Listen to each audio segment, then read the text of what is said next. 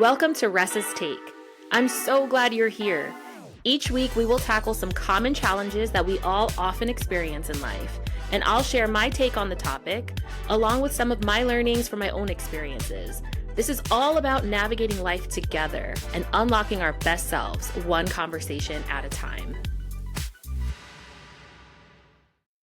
Hello, everybody. It's your girl, Ressa. I hope you had a great week, and hopefully you're getting ready to wind down for the weekend. Thank you for taking time to listen in today. For today's topic, we're going to talk through the importance of checking in on our strong friends. I personally don't think we talk about this topic enough. Friendship is such a beautiful thing. It's like our chosen family.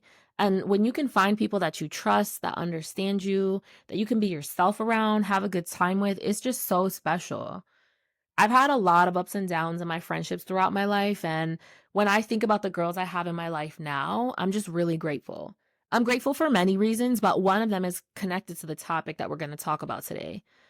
I am guilty of being the strong friend, and my girls are really good about being thoughtful and mindful to check in on me from time to time, like really check on me, not just a casual, hey, what's up, but more of a, how are you really?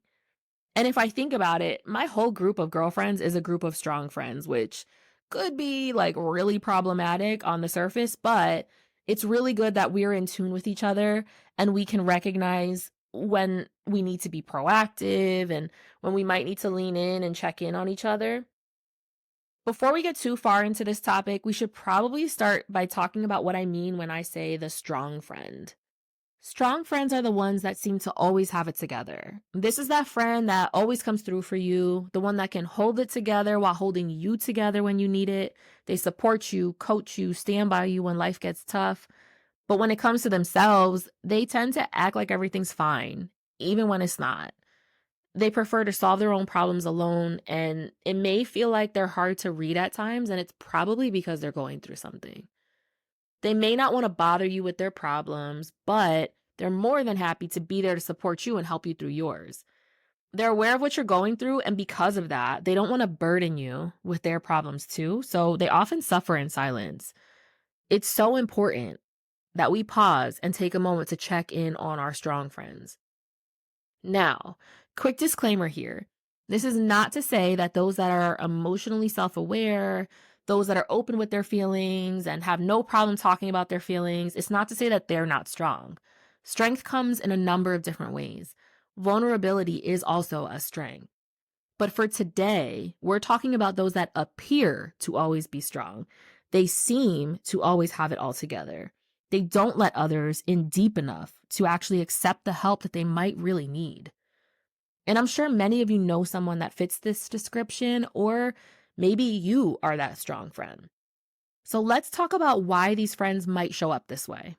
Now, reasons could vary, of course, because we know every person's life journey and their experiences are unique. But when I reflect on my own, those I know, and just my own observations through life, I've noticed some common themes in strong friends that I think impact why they show up this way. First is they're often naturally highly empathetic people. They're super aware of the feelings and the needs of those around them, which also makes them very aware of the impact that they have on others.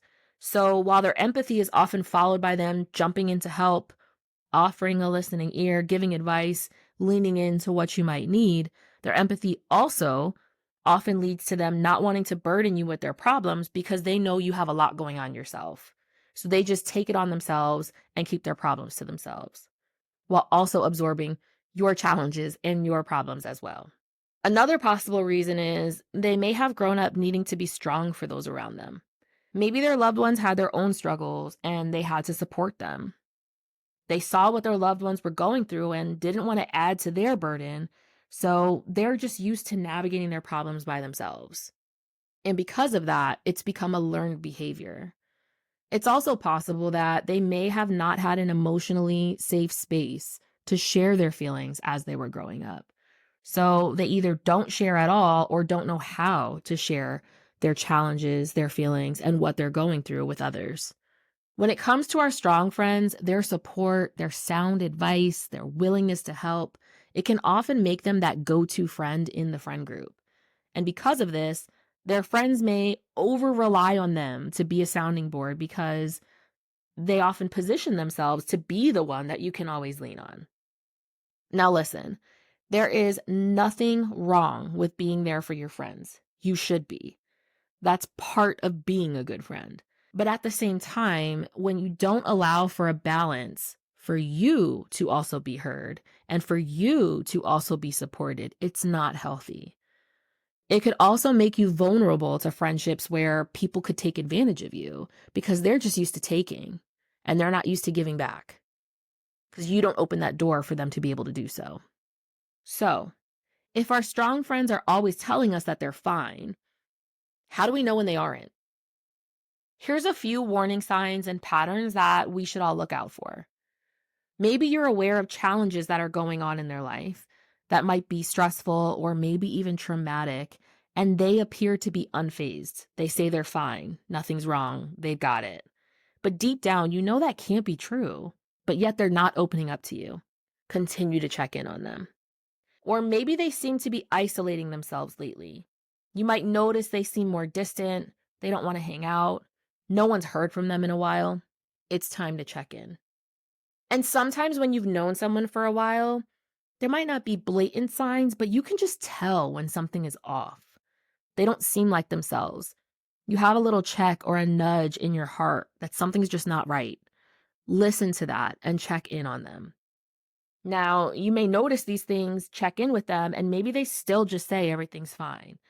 Or maybe it really is fine and nothing's wrong. Because, we all just have some days where we're just a little off and then we bounce back. But the important thing is that you check in. There are so many instances where people suffer alone and they could get themselves to a point where they feel stuck, they feel alone, they could go into an emotional spiral, and in worst cases, they could consider taking their own life. Now, I don't want to get morbid or super deep, but we really need to take these things serious.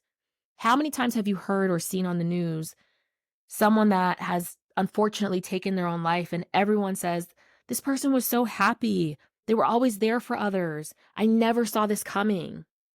We have to be in tune with our friends. Even if they shut us out at times, we have to be respectfully persistent. When I was writing out my notes for this episode, it was interesting for me because, as I mentioned earlier, I am a strong friend. I'll be there for my friends whenever they need me. I jump into solution mode whenever they have a problem. I'm always there with a listening ear whenever they need it. And genuinely, too. I genuinely care. I don't do it because I feel obligated. I don't do it to get anything back. It's just they're my friends and that's what I'm here to do. I'm here to help them. I'm here to support them. But also, I don't talk about my own problems. I've gotten a lot better over maybe the last 2 years or so, but that's because it's taken me working on my own self-awareness and intentionally opening up. Even if I may feel uncomfortable or even if I feel like I'm piling on to what maybe they already have going on personally, and me making that purposeful shift has actually really helped me. I realized that I need to let my friends in because I saw the toll that not opening up was actually taking on me. I've had and still have emotional challenges and bouts of depression that often go unseen by others. I'm really good at suppressing feelings, like too good at it. Like, give me the gold medal for it. And that is not a medal I would ever be proud of, but I'm that good at just tucking it under and pushing through. It's a learned behavior that I have been working to unlearn for a long time now. And because I'm good at suppressing feelings, I'm really good at pretending everything's okay, even when it's not. Depression is no joke. Sometimes it's so hard to get out of bed in the morning. And quite literally, sometimes the only thing that gets me up is knowing that I need to work because who else is going to pay these bills? This dog is not going to go and fill in for me at work. And she's not bringing home any money. She's just looking cute and she's paying me with cuddles, right? Like, I have to get it done. And sometimes that's the motivation that I have and that I need, which sounds sad, but that's reality sometimes. But in all seriousness, it's hard to navigate through. It's hard to talk about, even now as I'm recording this. This is something I've struggled with since I was young, but last year I had one of my toughest periods of depression in a long time. I was going through something personal that really just flipped my world around. I was really struggling for months. And along with my faith in God, my mom, and my boyfriend, my girls, Felicia and Monique, really helped get me through it. Their persistence in checking in, their thoughtfulness in making sure I had whatever I needed, them anticipating my emotional needs, I truly thank God for them. I was in a hole that I really didn't know how the hell I was going to get out of it, but they were there. They checked on me, prayed for me, prayed with me, and really helped me through. Now, if I were to go back in time and let's say they wouldn't have checked in, they wouldn't have anticipated my needs, they wouldn't have been persistent no matter how many times I said I was fine until I finally told them I wasn't, I don't know how I would have coped. My faith and my loved ones got me through it, and I'm so grateful for that, and I'm so grateful for them.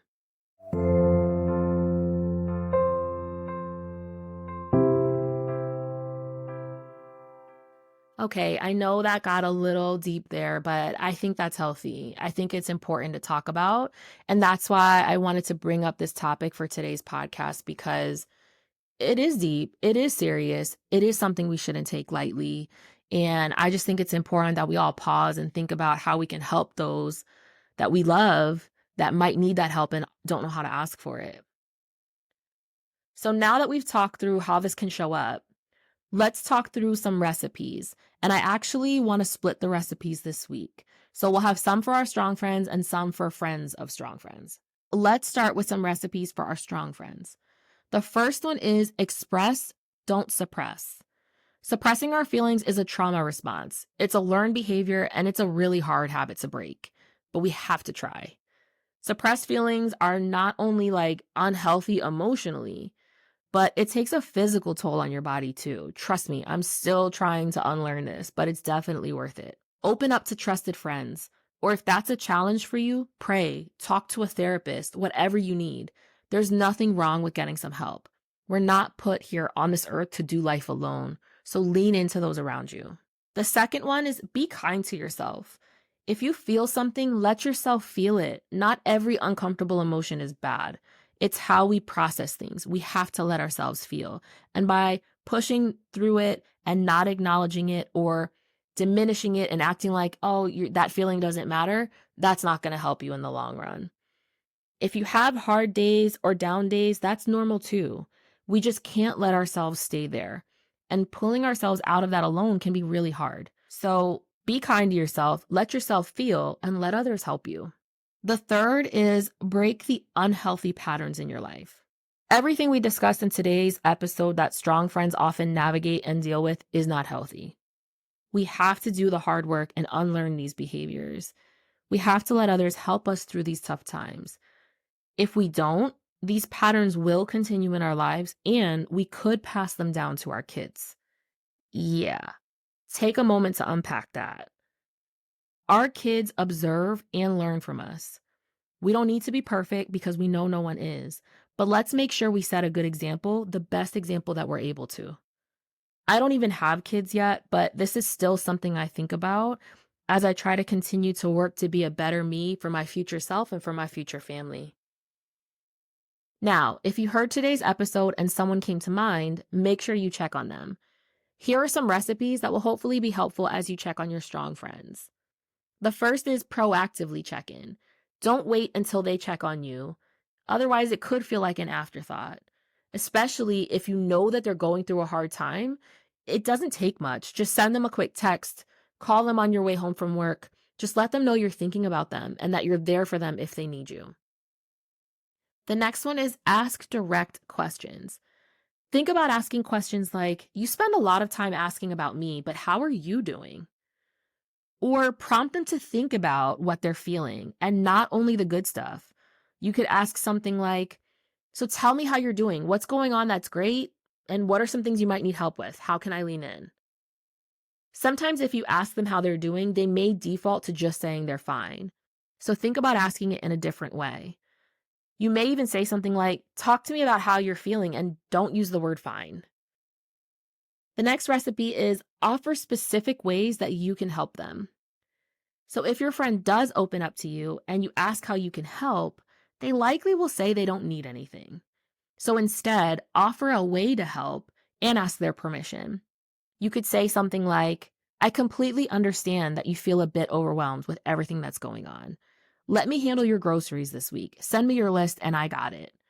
Now, groceries is just one example, but if you think of something you can take off their plate, think of a way you can help them. Maybe you can watch their kids so they can get a night out. If you're in college, maybe you can help them with a project that they're working on. Or there are a number of ways that you might be able to lean in. So think about those and how you can help. Another could be, I know you mentioned you need some time to just get your mind off of things. How about I schedule dinner for us to relax and hang out? Would that work for you? When you think about how you can help these individuals who often have a lot going on in their head, they're balancing not only their own challenges, but the challenges of those around them because they're so deeply involved and supportive of their friends. So taking something off their plate with them not having to think about what they might need and you being able to anticipate that and lean in can really go a long way. The next recipe is validate how they feel, but don't compare your experiences. Let me tell you, the last thing that someone that's going through a tough time wants to hear is how you know exactly how you're feeling and you've definitely been there before, or actually you've gone through something that was worse. Like, cut it out. Don't ever do that, okay? Literally, don't ever do that. Now, if you've gone through something similar and you really believe that you can offer some tips and guidance or helpful advice, of course, do that. Make sure you share that. But just make sure you're not making this about you because it's not about you. It's about them. Lastly, and most importantly, be a trustworthy friend. Because even if you do all of the things above that I just mentioned, if they can't trust you, they won't open up to you. And if you aren't trustworthy, you don't deserve friends that are trustworthy either. So be the friend that you want to have. All right, y'all. That's all I have for today's episode. I know it got a little deep at times, but this is just such an important topic. And I think that if we can lean into this in the right way, if we can show up for our friends in the right way, we can make a difference in ways that we probably never would have realized. So check on your strong friends. As I close out this episode and as you think about what you're going to do next today, I'd encourage you to just take a pause, reflect on what I shared, and see who you might need to send a quick text to or set up some dinner with. Thank you for listening in. I hope this was helpful. I look forward to chatting with you all again next week. I hope you have a fabulous weekend. God bless. And that's a wrap. Another candid chat among friends. If today's episode resonated with you, hit that follow button, share the episode with your friends, and leave a review. I would love to hear what resonated most and love to hear any of the thoughts that you have on the episode. Hope to see you soon, and don't forget to drop your questions or insights on our Instagram at Ressa's Take.